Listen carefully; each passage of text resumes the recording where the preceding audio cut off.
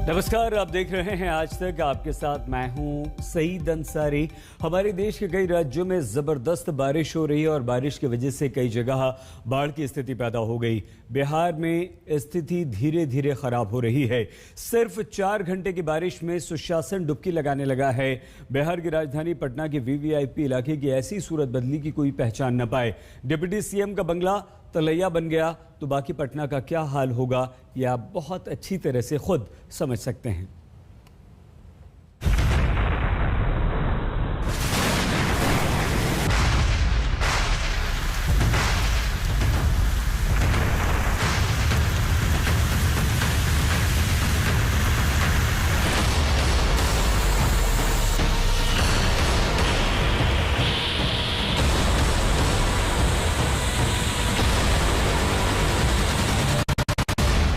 बिहार में सैलाब में डूबी है सुशासन वाली सरकार। राजधानी पटना में आसमान से ऐसी आफत बरसी कि वीवीआईपी इलाका लबालब हो गया। सड़कों का पता नहीं, बस चारों ओर दरिया ही दरिया है।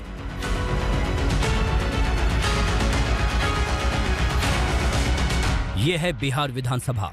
अंदर जाना हो तो डूब डूब कर जाना होगा। गेट से लेकर परिसर तक डूबा हुआ है। यहाँ राज्यपाल आते रहे हैं, मुख्यमंत्री का काफिला यहीं से गुजरता रहा है। मंत्री विधायकों का जमावड़ा लगता रहा है, लेकिन आज यहाँ सैलाब का राज है। बिहार सरकार में दूसरे नंबर की हैसियत रखने वाली डिप्टी सीएम रेणु देवी के बंगले का हाल भी देख लीजिए। बंगला बड़ा न्यारा है, बरसात ने ताल तलैया की कमी भी पूरी कर दी। गेट से लेकर कैंपस तक हर तरफ पानी ही पानी है। अगर मैडम से मिलना हो तो नाव किराए पर लेना होगा। बिहार की उप मुख्यमंत्री रेणु देवी दरअसल आपदा प्रबंधन मंत्री भी हैं, लेकिन राजधानी पटना में जो उनका सरकारी आवास है वहां पर खुद आपदा की स्थिति जो है वो पैदा हो गई है। यानी कि आपदा प्रबंधन मंत्री के घर पर खुद आपदा की स्थिति आप देखिए। कल रात जो 4-5 घंटे की बारिश हुई है पटना में, उसके बाद रेणु देवी का ये सरकारी आवास है जो आप देख सकते हैं चारों तरफ से जो है वो जलमग्न हो चुका है। और ये आवास जो है आप देख सकते हैं टापू में जो है वो तब्दील हो गया है। बिहार में बीजेपी कोटे से कभी मंत्री रहे नंद किशोर यादव के बंगले का हाल भी देख लीजिए। ऐसा लग रहा है मानो झील में ही बंगला खड़ा किया गया हो। ये तो पटना के वेरी इंपॉर्टेंट पर्सन के रिहायशी इलाके हैं। यहाँ तो सुशासन का पूरा जोर चलता है, या यूं कहें कि यहीं से सुशासन निकलता है।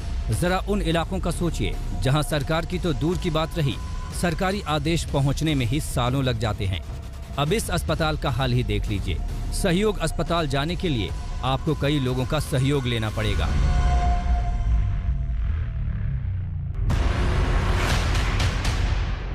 शुक्रवार रात पटना में 4 घंटे मूसलाधार बारिश हुई। रिकॉर्ड 145 मिलीमीटर बरसात हुई। सुबह पटना जगा तो शहर की तस्वीर बदली हुई थी। नदी नाले उफान पर थे, सड़कें डूबी हुई थीं, गलियां लबालब थीं। कई घरों में पानी घुस आया तो कई घर ही आधे डूब गए। रात भर की बारिश और पटना राजधानी हो गई पानी पानी। इस वक्त हम आपको तस्वीरें दिखा रहे हैं राजधानी पटना के सबसे वीवीआईपी कहे जाने वाले पाटलिपुत्रा कॉलोनी की। और आप यहाँ देख सकते हैं पाटलिपुत्रा कॉलोनी में जो सहयोग अस्पताल है उसके बाहर की तस्वीरें देखिए कि किस तरीके से यहाँ पर पानी जो है वो भर चुका है। यानी जो नाले हैं, ड्रेनेज सिस्टम है वो पूरी तरीके से फेल हो चुका है। और इसकी वजह से आप देखिए अस्पताल के अंदर भी जो है वो बारिश का पानी वो घुस चुका है। गंगा से सटे इलाकों का हाल तो और बेहाल है। Gandhi Maidan, Maurya hotel, children park, Patna junction, Fraser road, Kankarbagh, Ashoknagar, Shastri Nagar, Rajvanshi Nagar, चिरैया टानपुल, करबघिया, मीठापुर बस अड्डा, बाईपास, गर्दनी बाग और सरिस्ताबाद सब दरिया बन गए हैं। ये तो मॉनसून की शुरुआत है। अभी ऐसे दिन कई आएंगे। अभी कई बार बादल और जोर से बरसेंगे। तब क्या होगा? क्या हर बार पटना डूबता रहेगा? बिहार की राजधानी की यही नियति है क्या? पटना से रोहित सिंह के साथ आज तक ब्यूरो। बिहार से बंगाल तक जबरदस्त बारिश है, बाढ़ की तबाही है। बंगाल के पश्चिमी मिदनापुर का एक कस्बा तो झील बन गया, घर में पानी आ गया, सड़कें तालाब बन गई, शहर में गाड़ियों की जगह नावें तैरने लगी।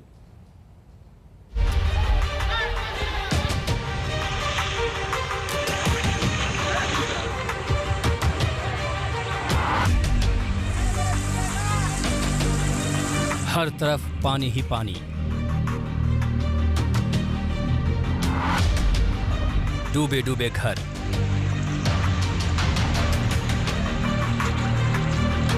सड़कें बनी दरिया,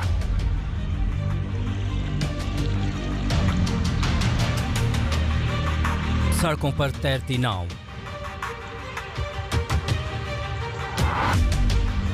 इसी पानी में सिमटी है जिंदगी।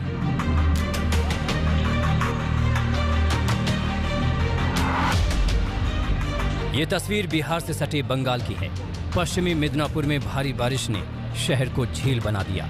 पश्चिमी मिदनापुर का घाटल शहर पानी पानी है। रोजमर्रा के काम के लिए बस नाव का सहारा है।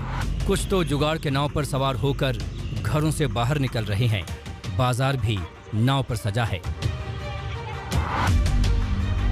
घाटल का हाल बुरा है। 3-4 दिनों की बारिश से शहर के घर आधे डूब गए हैं।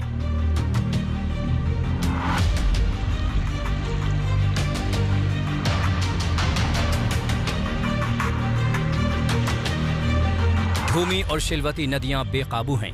नदी की तेज धार के सामने जिस किसी ने हिमाकत दिखाई, उसकी जान पर बनाई।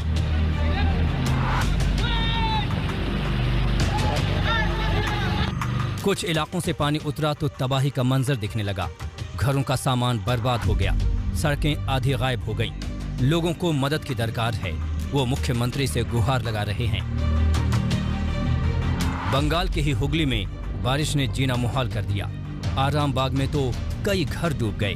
घर बार छोड़कर लोग सड़कों पर आ गए। यहाँ द्वारकेश्वर और दामोदर नदी का खौफ है। दोनों नदियाँ काफी तबाही मचा चुकी हैं। हमारा घर में टूटा फूटा घर है, कुछ नहीं करता है। यहाँ पर कमिश्नर कुछ नहीं करता है।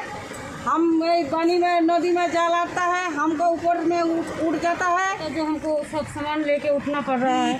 छोटा छोटा बाल बच्चा है, उसको लेके सब सामान लेके उठना पड़ता है। तब जब पानी चलाता था तो बहुत दिक्कत होता है।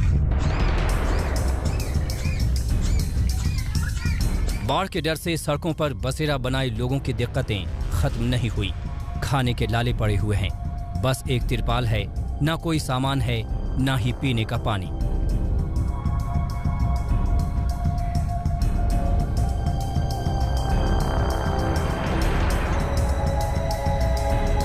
पानी तो बहुत बढ़ गया था। यहाँ पर बहुत गरीब लोग हैं, बहुत बस्ती है, आज बहुत घर है। यहाँ पर पानी बढ़ जा रहा है। सरकार का तरफ से कोई स्कूल से थोड़ा बहुत खाना दे रहा था, देने के लिए कोई उपाय नहीं कर रहा था यही सरकार। नदी का पानी ऊपर आ गया था, घर पर पानी अंदर घुस गया था, सांप बिच्छू अंदर आ गया था। खाने का पानी नहीं था, खाने का कोई चीज़ भी नहीं था। बच्चे लोग को लेके यह सड़क पर रहते थे। महाराष्ट्र के वाशिम में बारिश की वजह से छोटे नाले भी उफान पर हैं। एक ऐसे ही नाले को पार करते वक्त एक महिला की जान पर बनाई। गनीमत रही कि साथ में मौजूद दूसरे लोगों ने उसे बचा लिया और बड़ा हादसा टल गया। ये वाकया उस वक्त का है जब 15 मजदूर जान जोखिम में डालकर नाले को पार कर रहे थे। पश्चिमी मिदनापुर से शाहजहां अली और हुगली से भोलानाथ साहा के साथ आज तक ब्यूरो।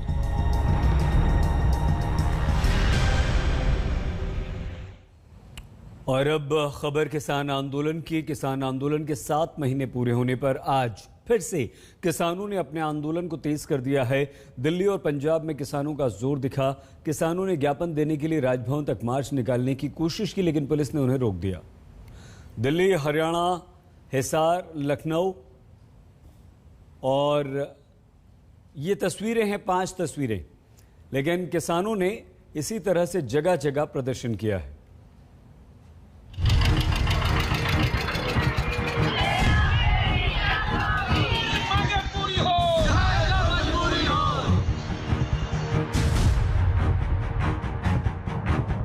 दिल्ली से लखनऊ तक, गाजीपुर बॉर्डर से टिकरी बॉर्डर तक,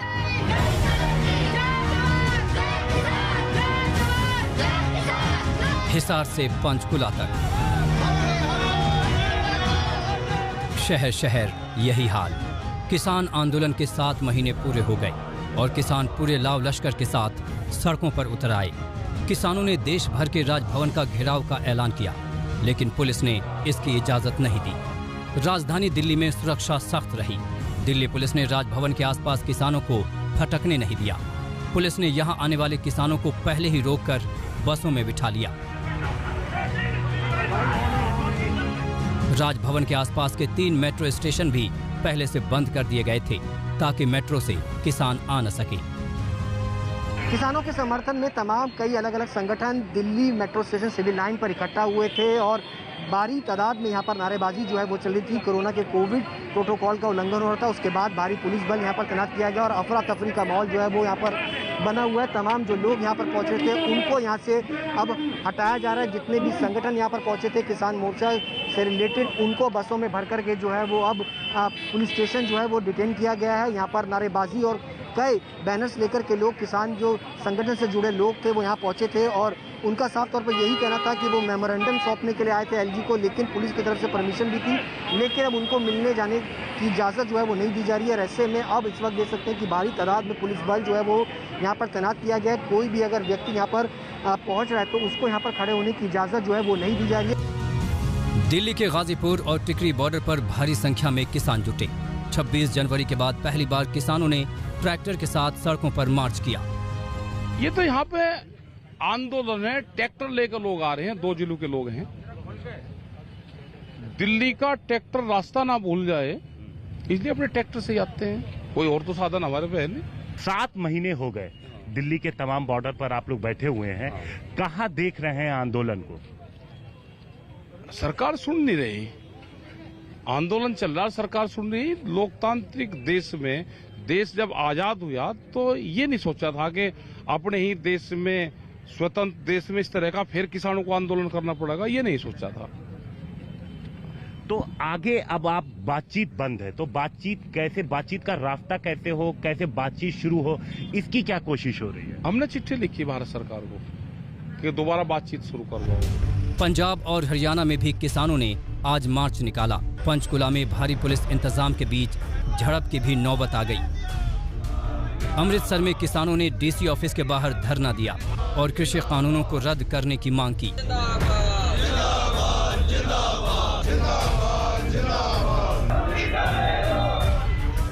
यूपी की राजधानी लखनऊ में भी किसानों ने राजभवन की ओर मार्च किया। दिल्ली बॉर्डर पर चल रहे किसान आंदोलन को आज 7 महीने पूरे हो चुके हैं। मौके पर लखनऊ में भी किसान पहुंचे हुए हैं या राजभवन जा रहे थे, वहां पर अपनी मांगों को लेकर के किसान लोग जो बिल लाए गए हैं या अपनी मांगों को लेकर यहाँ पहुंचे हुए थे। प्रदेश भर से तमाम किसान यूनियन के जो लोग हैं वो यहाँ पहुंचे हुए थे, लेकिन भारी मात्रा में पुलिस फोर्स यहाँ पर तैनात की गई है, जो इनको रोका गया है। यहाँ आकाशवाणी चौराहे पर लखनऊ से आए हुए हैं। क्या मांगे हैं? क्यों आज जो राज्यपाल जी जो ज्ञापन देना है, 3 कानून को वापस नहीं होंगे तो जब तक भारतीय किसान दिल्ली के बॉर्डर 6 में आंदोलन चल रहा है, उसी के संबंध में आज हम लोग माननीय राष्ट्रपति को ज्ञापन देने आए हैं। और जब तक ये ज्ञापन देने के बाद में भी हमारी मांगे न पूरी हुई तो किसान आंदोलन ही चलता रहेगा। 26 जनवरी की हिंसा के बाद किसान शांत पड़े थे। किसानों ने आंदोलन के 7 महीने पूरे होने पर अपने तेवर बदल लिए। किसानों के नए तेवर के बाद सरकार ने फिर से बातचीत के संकेत तो दे दिए, लेकिन सवाल अब भी बना हुआ है कि आखिर समाधान कब निकलेगा। दिल्ली से सुशांत मेहरा, चंडीगढ़ से सत्येंद्र चौहान और लखनऊ से शिवेंद्र श्रीवास्तव के साथ आज तक ब्यूरो। बहुत छोटा सा ब्रेक, आप देखते रहिए। किसान मोर्चा ने राष्ट्रपति को चिट्ठी लिखी। किसान आंदोलन तोड़ने के लिए सरकार पर लोकतंत्र के हर मर्यादा की धज्जी उड़ाने का आरोप लगाया। चिट्ठी में कहा गया कि देश के अन्नदाताओं ने 74 साल से हर जिम्मेदारी निभाई, जान की परवाह किए बिना देश का खाद्यान्न भंडार कभी खाली नहीं होने दिया, और इसके बदले उन्हें मिले क्या 3 काले कानून। हमारी नस्लों और फसलों को बर्बाद करने की सरकार कोशिश कर रही है। छोटा सा ब्रेक, आप देखते रहिए आज तक।